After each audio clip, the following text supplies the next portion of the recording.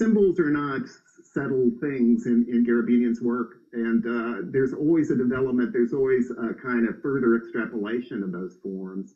And I thought it was interesting to think of the Chinese Dr. Hyde as having a portal shape, as it's a kind of entry into an ominous place where the face is this kind of scary orb with streaks across it. It's interesting too to think of how he uses patterning in the work, and how patterning is a kind of it's an assertion of order, but for Chas, it's never a strict pattern. It's always melded into other patterns. Here you see a whole kind of state of mind in this China interior abstraction with this black cloud, that's the way I read it, going over these various thoughts or attempts to order the universe, or to order reality.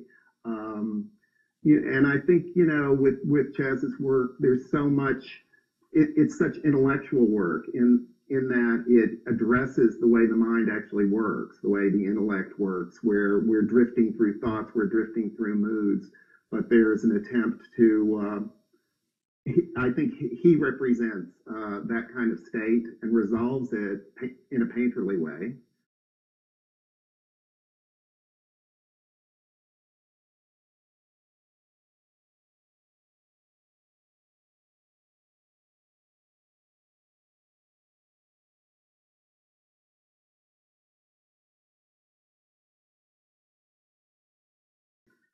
Another highlight of the exhibition, and something I thought about for quite a while, and I attempt to speak about in my essay, is the study for the Iliad series, which I think is also another important moment in Chas's career.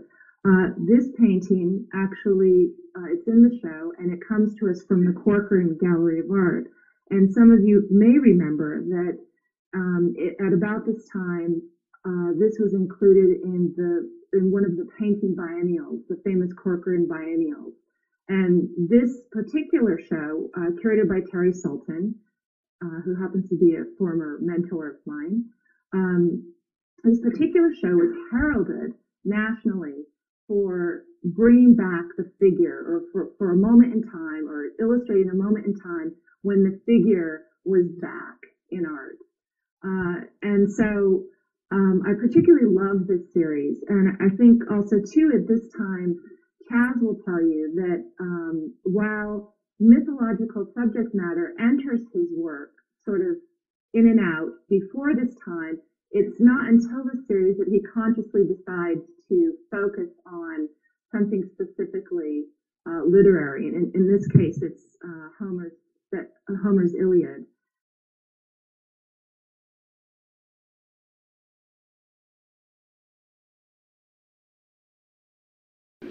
If you begin to look at the history of Chas's career, one of the things about it is that there's an amazing history of quotations, an amazing history of comments made by the artist and by others. And I wanted to go through a few of those. One of my absolute favorites from Chas himself, from an interview I think in 1981, asked about why he painted, commenting, this is a quote, "Well, painting is just a great thing to do. I mean, Winston Churchill did it. Eisenhower did it. There's just nothing like it, and it can't be replaced." And I think that last line, the kind of insistence of that comment of painting not being replaceable, a comment made in 1981 at a time when painting was, in many critical camps, sort of under attack. It suggests a certain kind of tenacity that I think is incredibly important to the career. It was certainly important to me.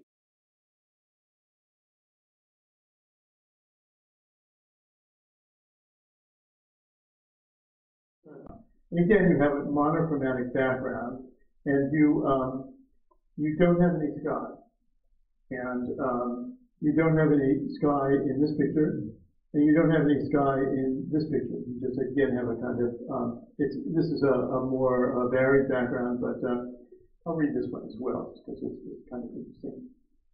In his defense, spear-wielding Polydamas had through as the sign came to his side.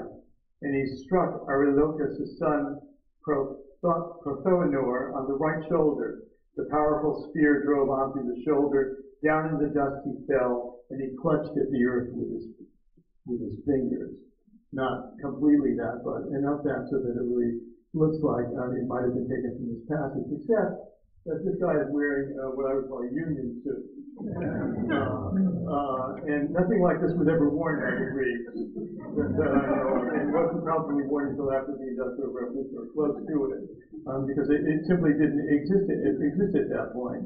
And if you go back to this guy, very rarely did the Greeks go into, or assuming it is Greek, because we don't know that, very rarely did they go into battle nude.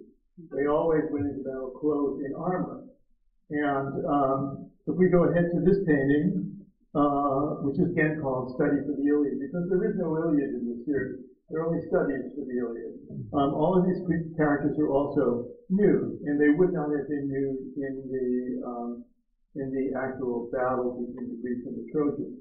And yet, if you put a single piece of clothing on these characters, they become completely different from what they are. If they're located in time, and once they're located in time, they become to some degree, to a degree which they definitely are now, a kind of illustration of the Iliad, an illustration of it.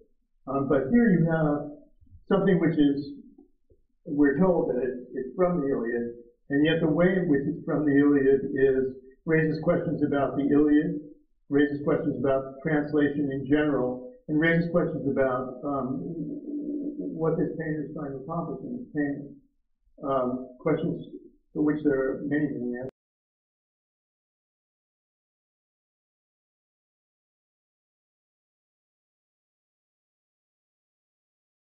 For me, this female figure is as good as I can paint. Primarily because she's very ethereal. She is just thin, just barely existing there. And in it, I think the blonde, almost absent way. And it's because of the paint. I'm talking about how she was painted, how the paint was. And also that we haven't talked about in any of the pictures is the landscape. The landscapes are always important, and they always seem to come in as the most problematic part of the picture. In these, the landscape was always the most difficult part of the picture to make, because I had to convince myself of ideas about what to put in.